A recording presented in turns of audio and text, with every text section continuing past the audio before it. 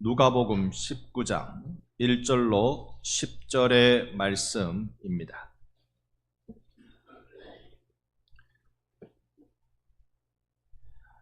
여러분 찾으신 줄 알고 한 절씩 교독하도록 하겠습니다. 제가 먼저 1절 봅니다. 예수께서 여리고로 들어 지나가시더라.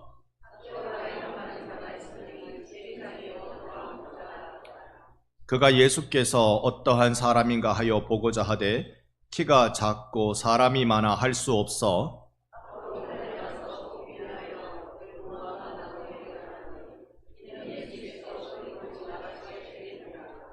예수께서 그곳에 이르사 쳐다보시고 이르시되 삭개오야 속히 내려오라 내가 오늘 내 집에 유하여야 하겠다 하시니 급히 내려와 즐거워하며 영접하거늘 뭇 사람이 보고 수군거려 이르되 저가 죄인의 집에 유하러 들어갔도다 하더라. 삭개오가 서서 예수께 여짜오되 주여 보시옵소서 내 소유의 절반을 가난한 자들에게 주겠사오며 만일 누구의 것을 속여 빼앗은 일이 있으면 내 갑절이나 갚겠나이다. 예수께서 이르시되 오늘 구원이 이 집에 이르렀으니 이 사람도 아브라함의 자손이미로다. 인자가 온 것은 잃어버린 자를 찾아 구원하려 함이니라. 아멘. 할렐루야. 우리 좌우로 얼굴 마주보며 인사합니다. 사랑합니다. 존경합니다. 오늘 하나님께서 우리에게 주신 말씀의 제목 삭개오를 통하여 주시는 누리는 은혜라는 제목을 통해 우리 하나님의 말씀을 듣고자 합니다. 여러분, 이 예배는 우리가 정보를 얻는 것이 아니라 하나님 만나는 시간임을 소망합니다. 그런 일이 일어날 것입니다. 오늘 이 예배가 단순히 이해하는 차원을 지나 성령님께서 여러분의 마음에 실제에 역사하는 시간이 되기를 주님의 이름으로 축원합니다. 세상에 많은 종교 지도자들, 철학자들 있지요. 공자는 길을 설명했습니다. 어떻게 살아야 하는지 가르쳐 준 것입니다. 석가는 깨달음의 방법을 말해 주었습니다. 비우면 자유로워진다고 했습니다. 철학자들은 인생의 방향, 어디로 향하여 살아야 되는지에 대해서 말했습니다. 그런데 예수님은 전혀 다른 말씀을 하셨습니다. 예수님 말씀을 한번 볼까요? 요한복음 14장 6절의 말씀입니다. 같이 읽습니다. 예수께서 이르시되 내가 곧 길이요 진리요 생명이니 나로 말미암지 않고는 아버지께로 올 자가 없느니라. 아멘. 많은 사람들이 길을 찾을 때 어디로 가야 됩니까? 방향을 물을 때 예수님께서는 아니야, 내가 길이다라고 말씀하셨습니다. 당신이 길이라고 선언하신 이 지구상의 유일한 분이십니다. 그래서 혹자는 기독교는 종교가 아니다라고 말하기까지 합니다. 어떤 규칙 모음이 아닙니다. 도덕 훈련 프로그램이 아니란 말입니다. 기독교는 만남이고 그 안에서 발생되는 생명을 경험하는 것입니다. 살아계신 예수 그리스도와 인격적인 만남을 가지는 것이 우리들의 예배고 신앙인 줄로 믿습니다. 오늘 우리는 방법을 배우러 여기에 온 것이 아닙니다. 오늘 우리는 답을 만나러 왔습니다. 십자가 앞에 여러분 나오십시오. 그곳은 인간의 노력의 자리가 아니라 하나님의 은혜가 터져나오는 자리인 줄로 믿습니다. 오늘 우리는 저주 대신 축복이, 절망 대신 소망이, 눈물 대신 찬양이 시작되는 자리가 될 것입니다. 사랑하는 성도 여러분, 요즘 길을 찾는 데는 내비게이션이라는 아주 좋은 게 생겨났습니다. 그런데 이런 경험 없습니까? 목적지에 도착하였습니다 라는 안내방송을 들었는데 주변을 보니까 논밖에 없어요. 여기가 맞나? 차 안에서 혼자 중얼거리게 됩니다. 내비게이션은 길을 알려주지만 저를 거기에 데려다 주지는 않습니다. 그런데 예수님은 다르죠. 예수님은 길을 알려주시는 분이 아니라 직접 우리를 데리고 가시는 분이시란 말입니다. 우리는 이 예배 중에 그 예수님을 만나게 됩니다. 누가복음은 처음부터 이것을 분명하게 선포합니다. 우리가 본 성경 말씀이 누가복음 19장인데 3장에 가보면 이것을 이렇게 설명합니다. 모든 육체가 하나님의 구원하심을 보리라. 누가가 지은 또 다른 성경이 사도행전인데요. 사도행전 2장 17절 말씀은 우리 다 같이 한번 읽습니다. 하나님이 말씀하시기를 말세에 내가 내 영을 모든 육체에 부어주리니 너희의 자녀들은 예언할 것이요 너희의 젊은이들은 환상을 보고 너희의 늙은이들은 꿈을 꾸리라. 아멘. 성령님은 사람을 가리지 않습니다. 성령님은 배운 사람만 찾는 것 아닙니다. 성령님은 준비된 사람만 찾으시는 것도 아닙니다. 모든 육체에 부서진 인생, 상처 입은 인생, 사람에게 밀려난 인생까지 성령님은 부르시고 우리 가운데 찾아오십니다. 오늘 이 본문을 우리는 봅니다. 이 본문 19장 바로 앞으로 가보면 그렇습니다. 여러분 성경책을 넘겨서 보시면 대단히 명확하게 보여지시리라고 생각합니다. 35장부터 바로 앞을 보지 못하는 맹인 거지가 여리고성 입구에 앉아 있음을 볼 수 있습니다. 여러분 우리 한번 비교해 보지요. 여리고성 들어가기 전 그 입구에는 나면서부터 앞을 보지 못해 앉아서 구걸하는 비참한 인생을 봅니다. 그리고 우리가 읽은 19장에서는 완전히 반대된 사람이죠. 세리장이고 부자고 인생에 성공한 것 같고 부러움의 대상이 될 법한 그 사람, 예수님은 가리지 않고 둘 다를 만나 하나님의 구원의 은혜를 베풀어 주셨습니다. 은혜라는 건 신분을 따지지 않습니다. 조건을 묻지 않아요. 은혜는 여러분 어떤 자격증을 가지고 있는지 그걸 설명하지 않습니다. 오늘 이 자리에 있는 여러분 모두는 은혜에 열려 있는 줄로 믿습니다. 성경은 삭개오에 대해서 이렇게 설명합니다. 3절 말씀인데요. 삭개오가 예수께서 어떠한 사람인가 하여 보고자 하되 키가 작고 사람이 많아 할 수 없었다. 중요한 표현이 있습니다. 이런 표현은 아마 여러분 연필을 갖고 계시면 성경에 줄을 그어 두셔야 할 거예요. 예수께서 어떠한 사람인가 하여. 원문에서는요, 예수 그분은 누구신가 하여 라고 되어 있습니다. 어떠한 사람인가 라고 묻는 것과 누구신가 라고 묻는 것은 의미가 완전히 달라집니다. 즉 단순한 호기심에 예수님을 궁금해하는 것이 아닙니다. 이것은 삭개오에게 있어서는 인생 질문입니다. 내 인생 평생 풀리지 않는 질문입니다. 예수 누구신가? 그는 이미 성공한 사람입니다. 세리장이에요. 부자가 되었습니다. 권력을 가지고 있는 사람들입니다. 그러나 그 삭개오의 내면에 공허함이 여전히 존재해 있습니다. 그의 이름은 삭개오, 의인, 거룩한 자, 깨끗한 자라는 뜻입니다. 그러나 그의 삶은 이름값을 하지 못하고 있지요. 사람은 돈을 가진 그 사람을 부러워할지는 모르겠지만 그 자신은 자신의 인생이 부끄러운 것입니다. 그래서 질문합니다. 나는 누구인가? 이건 모든 인류가 가장 중요하게 여기는 지식이어야 한다고 칼빈이 말합니다. 나는 누구인가? 죄인된 나가 나를 알 길이 없으니 나를 창조하신 하나님을 알아야 나를 분명히 알 수 있다. 그래서 하나님이 누구신가? 하나님에 대한 지적 갈망이 생겨난다고 말했던 것이지요. 이 삭개오에겐 나는 누구인가? 나는 이렇게 살아도 괜찮은가? 내 인생의 길은 도대체 어디에 있단 말인가? 사랑하는 성도 여러분, 성공을 해도 공허할 수 있습니다. 채운 듯한데도 비어 있을 수 있습니다.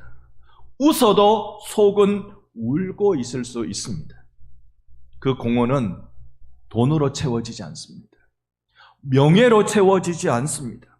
누군가 돈독하게 이루어 놓은 관계로 채워지는 것도 아닙니다. 우리의 내면 속에 있는 세상 그 어떤 것으로 채우지 못하는 이 공허함은 오직 내 주 예수로만 채워지는 줄 믿습니다.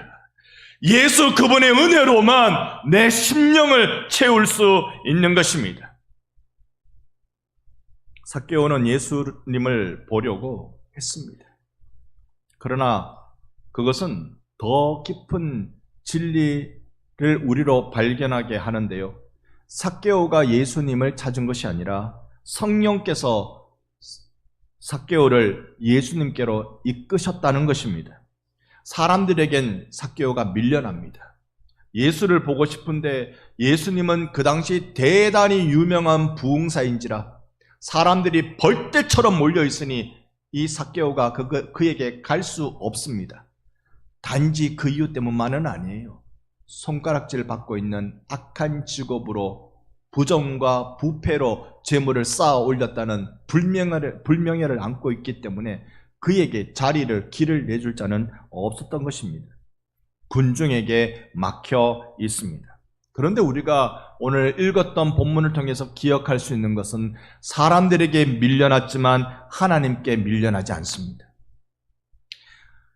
군중에게 길이 막혔지만 성령님은 길을 열어주시는 분이십니다. 성령의 부으심은 사람 사이에 밀려난 인생을 구주 예수 앞으로 데려오는 은혜의 손길이 되는 것입니다. 2000년 전 그런 일이 여리고 성 그 안에 일어난 것처럼 오늘날 이 반성교회 예배당에서도 이 놀라운 기적이 일어나게 될 줄로 믿습니다. 오늘도 동일합니다. 사람에게 상처받아 아파서 마음의 문을 닫은 인생들, 자기 자신에게 실망하며 고개 숙인 인생들, 죄책감, 실패감에 숨은 인생들, 성령님께서 지금 여러분을 예수께로 이끌고 계신다라는 것입니다. 그래서 우리가 예수를 향해 마음이 움직여지는 것, 그 자체가 이미 은혜입니다. 이미 성령의 역사가 여러분 가운데 일어나고 있는 것입니다. 본문 중심에 우리가 삭개오가 가지고 있는 두 가지의 어려움이 있다는 것 알죠? 그는 키가 작아, 사람이 많아, 볼 수 없었다. 오래전에 말씀드렸습니다만 20년도 훨씬 더 된 저의 기억, 웬 처음 보는 미용실에 가서 이발을 하고 있는데 미용사가 남자분이셨어요. 한참을 이발을 하면서 저한테 하는 말이 앉은 키가 크시네요. 자기가 이발을 하는데 좀 불편했던 모양이죠. 그러면 저의 탓입니까? 그 사람 키가 문제입니까? 왜 제 키를 이야기하는 거예요? 처음에는 앉은 키가 크시네요가 칭찬인 줄 알았습니다. 딱 이발을 마치고 집으로 돌아가는 길에 이거 내가 욕을 먹었구나. 저는 삭개오가 좋습니다. 저랑 같아요. 지난주일 오후 예배 때 갈현석 목사님께서 말씀을 전하셨잖아요. 아십니까? 제가 물었어요. 목사님, 우리 강대상 바꿨어요. 혹시나 사용하시는데 불편한 거 있으면 말씀 주세요. 제가 저를 위해서 좀 고쳐볼랍니다. 다른 거는 다 괜찮은데 마이크가 원고를 가린다라고 얘기해요. 그래서 저는 오늘 다시 그런가 싶었는데 저에게는 원고를 안 가려요. 저는 삭개오가 좋습니다. 삭개오는 자신의 연약함을 그대로 갖고 있습니다. 다른 사람 보기에는 멋진 인생, 성공한 인생, 벼락 거지가 있듯이 벼락 부자 된 것 같은 삭개오. 자고 일라니까 재산이 이만큼 불었더라고 말하는 삭개오. 그런데 오늘 본문의 가장 중심인 핵심인 5절 말씀을 같이 한번 읽어보겠습니다. 함께 봅니다. 예수께서 그곳에 이르사 쳐다보시고 이르시되 삭개오야 속히 내려오라 내가 오늘 내 집에 유하야 하겠다 하시니 아멘. 우리가 여기 15절 9절을 이렇게 그으면서 한 4가지의 중심 단어들을 우리가 한번 보려고 합니다. 먼저는 예수님이 멈춰 서신 것입니다. 그곳에 이르사 멈춰 서셨어요. 군중을 지나시던 예수님이 한 사람 앞에 멈춰 섭니다. 왜? 그 사람은 지금 나무 위에 올라가 있거든요. 나이를 아무리 적게 잡아도 30대 후반, 많이 잡으면 50대쯤 돼야 세리장이 될 것 아닙니까? 어른에 걸맞지 않는 일을 했어요. 나무 위에 올라간 겁니다. 그건 어린 애들이나 하는 것이죠. 그 삭개오 앞에 예수님이 멈춰 서신 것입니다. 여러분, 주님의 은혜는 군중 앞이 아니라 바로 여러분 한 사람 한 사람 앞에 멈춰 섭니다. 여러분 오늘 이 예배 시간을 잘 기억하시고 한번 경험해 보십시오. 하나님은 우리를 소위 도매급으로 여기지 않으십니다. 그러니까 오늘 내가 반성교회 성도들한테 몽땅 은혜를 줄까? 오늘 몽땅 오늘 은혜 없이 입만 싹 닫고 가게 해버릴까? 도매급으로 해결하지 않습니다. 하나님은 한 사람 한 사람, 여러분의 한 사람 한 사람에게 그 앞에 은혜가 다다르도록 역사하시는 분이십니다. 한 사람이 중요한 거죠. 여러분이 하나님을 만나는 일입니다. 그러니 우리의 예배는 통으로가 아니라 개인입니다. 여러분 주님 앞에 오늘 예배자로 서는 은혜가 있기를 소망합니다. 아니 여러분 앞에 은혜가 서 있는 역사가 일어나기를 축원합니다. 두 번째는요, 우리가 5절 말씀 보니까 예수님께서 어떻게 하세요? 쳐다보세요. 쳐다보세요. 우리 입장일 것 같으면 저기 나이 든 사람이 저기 뭐 하는 짓인가? 걸맞지 않게 나무 위에나 올라가고. 그런데 예수님의 시선은 저거 세리장에 올라왔구나, 그런 정죄의 시선이 아닙니다. 예수님이 보시는 것은 내가 오늘 저 불쌍한 영혼을 회복시켜 줘야 되겠다. 오늘 이 자리에 오신 여러분들을 향하여 예수님 하시는 말씀은 오늘 저 불쌍한 여러분이면 복수인데, 불쌍한 당신에게 내가 회복시켜 줘야 되겠구나. 내 영혼 한 영혼에게 살려주는 일을 해야 되겠구나. 여러분 우리 오늘 그 은혜를 받기를 소망합니다. 나만 바라보시며 내게 집중하시는 그 하나님을 만나셔야 합니다. 쳐다보시며. 사람들은 삭개오를 손가락질하지요. 저라도 손가락질할 것 같아요. 부정축제자, 부패로 부자된 자. 우리나라 국회의원들 다 장관 안 하려고 할 겁니다. 이제 장관 하려고 하면 옛날 거 다 들통나요. 부끄러워서 어떻게 해요? 그냥 국회의원으로 부정, 부패, 비리 해먹고 말지. 어떻게 해요? 사람들은 손가락질합니다. 저 사람. 근데 예수님은 그 앞에 서신 이유가요, 정죄함이 아니라 회복시켜 주려고, 살려주려고, 생명 주려고. 어떻게 하면 은혜를 받아요? 어디로 가면 구원이 있어요? 예수님 뭐라고 말씀하십니까? 내가 길이다, 내가 진리다, 내가 생명이다. 어디 무엇이 아니라 나를 만나라. 오늘 이 예배가 주님을 만나는 예배 되기를 축원합니다. 세 번째로 예수님은 삭개오야, 이름을 불러주셨어요. 하나님은 우리를 번호로 부르지 않습니다. 반성계 1번, 2번 그러지 않습니다. 하나님은 우리 한 사람 한 사람 이름을 알고 계시는 분이십니다. 그 주님이 오늘도 여러분의 이름을 알고 계시기에 여러분의 사정을 알고 계시는 분이십니다. 삭개오라는 거룩, 의,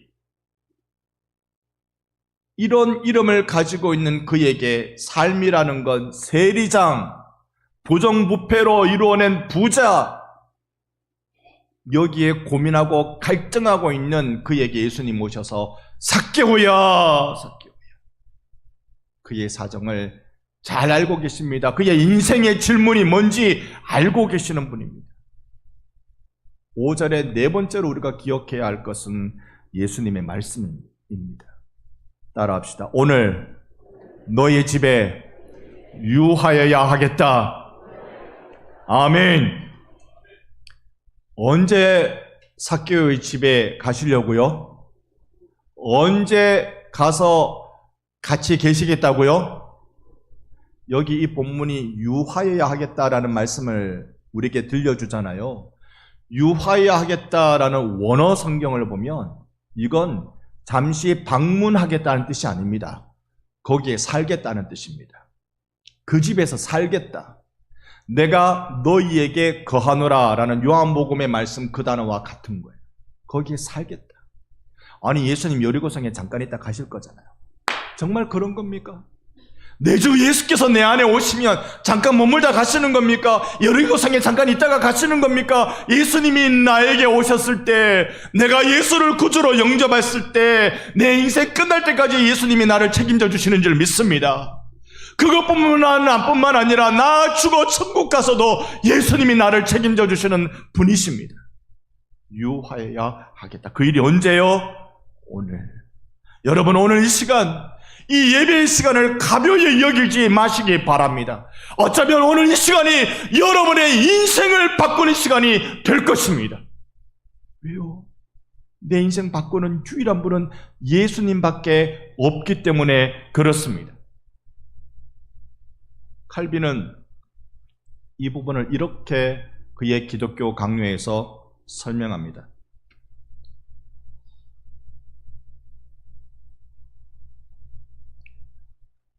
그리스도께서 우리 밖에서 이루신 구원은 성령의 역사 없이는 결코 우리 것이 되지 않는다. 기독교 강요 3권 1장 1절에 나오는 내용입니다. 이 말의 뜻을 생각해 봅시다. 예수님께서 구원을 이루셨어요. 그런데 그건 우리 밖에서 이루셨잖아요. 저기 유대 땅, 예루살렘 성문 밖, 골고다 언덕, 거기에 죽으시면서 이루신 역사란 말입니다. 그게 나와 상관이 없어요. 나와 상관이 없는데 이것이 나에게 상관이 있고 이것이 나에게 길이 되고 진리가 되고 생명이 되는 것은 성령의 역사가 내 안에 일어났기 때문에 그렇습니다. 내가 예수를 믿은 것이 아니라 성령께서 나에게 예수 믿는 은혜를 주셨습니다. 이 역사를 경험한 것입니다. 여러분, 십자가는 이미 완성되었습니다. 예수님이 다 이루셨습니다. 그러나 그 완성된 구원이 내 삶의 실제가 되는 순간은 성령님께서 나의 마음을 열어주실 바로 그때인 것입니다. 여러분이 예수 믿으십니까? 여러분이 예수 믿는 은혜를 받으셨습니까? 그것은 이미 성령께서 역사하고 계신다라는 증거입니다. 삭개오가 나무에서 내려온 것 아니에요. 성령께서 그의 마음을 끌어내리신 것입니다. 삭개오가 예수님을 모신 것이 아닙니다. 성령께서 예수를 모시게 한 것입니다. 그래서 구원은 인간의 결단으로 시작되지 않습니다. 성령의 역사로 시작됩니다. 오늘 구원이 이 집에 이르렀다. 9절 말씀입니다. 함께 9절 말씀 읽어봅니다. 예수께서 이르시되 오늘 구원이 이 집에 이르렀으니 이 사람도 아브라함의 자손이미로다. 아멘. 구원, 그건 종교적 명함이 아니에요. 교회 출석부가 아니란 말입니다. 내 삶에 임하는 하나님의 통치가 구원입니다. 예수님은 삭개오의 개인만을 바꾸신 것이 아니라 그 집의 유하심을 통하여서 그의 가정, 그리고 그가 원수 맺고 있던 수많은 관계들, 인생의 구조 자체 전체를 뒤바꾸신 분이시란 말입니다. 이게 회복, 이 일을 이루신 것입니다. 사랑하는 성도 여러분, 이제 우리 인생에서 질문을 좀 바꾸어 봐야 되겠습니다. 나는 교회를 다니는가? 아니면 나는 예수와 함께 살고 있는가? 오늘 이 자리에 모인 여러분들은 예수와 함께 동행하는 분들 되시기를 축원합니다. 오늘 성령께서 이 예배당 안에 움직이고 계신다고 저는 믿습니다. 여러분 바로 앞에 서 계신다고 믿습니다. 내가 문을 두드리노니 누구든지 그 문을, 마음의 문을 여는 자마다 내가 들어가서 그하고 그는 나와 더불어 먹으리라. 할렐루야. 이 일이 어디에서 일어난다고요? 우리 예배의 현장에서. 언제 일어난다고요? 지금. 사람들에게 밀려난 인생이었던 삭개오, 외로움 속에 숨어있던 인생, 죄책감에 고개 숙인 인생들, 지금도 예수님은 그들을 이끌고 계십니다. 아니, 성령께서 그들을 예수님께로 이끌어 오고 계십니다. 내가 오늘 너의 집에, 너의 삶에, 너의 무너지고 사람들에게 밀려난 너의 마음에 내가 유하여야겠다. 오늘 여러분 마음의 문을 여십시오. 오늘 성령님께 순종하십시오. 오늘 예수님을 삶의 주인으로 다시 고백하십시오. 그러면 주님이 여러분의 인생 위에 선포하실 것입니다. 한번 따라 합시다. 오늘 구원이 이 집에 이르렀도다. 아멘. 그래서 이 시간 찬양하려고 합니다. 성령이 오셨네. 이 찬양 조금은 어려울 수 있겠습니다만 가사 하나하나가 내 인생의 경험이고 고백입니다. 그리고 성령이 오셨네, 내 인생의 간절한 사모함입니다. 주님 앞에 아뢰는 것, 일러 바치는 것, 내 인생을 주님께 고자질하면서 우리 찬양하며 고백하며 봉헌하며 주님 앞에 나가겠습니다.